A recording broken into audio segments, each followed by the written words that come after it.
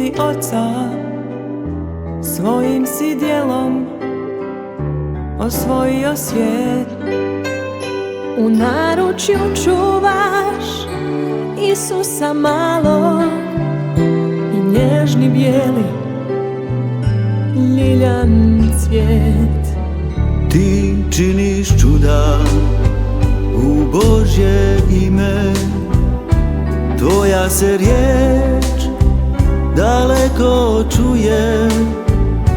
Moliš se za nas, otvaraš srca i svako stvorenje vjerno te štuje.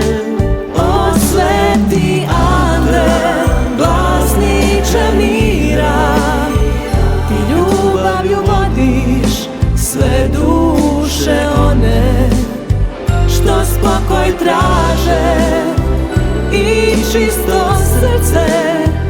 Nek tvoja zvona vječno im zvone.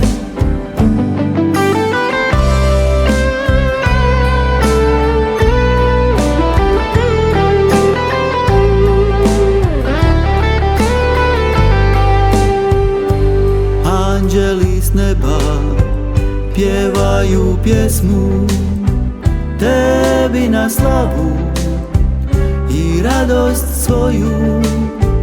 O sveće sveg svijeta, ti svjetlo dobrote, hvala za pomoć i svu žrtvu tvoju.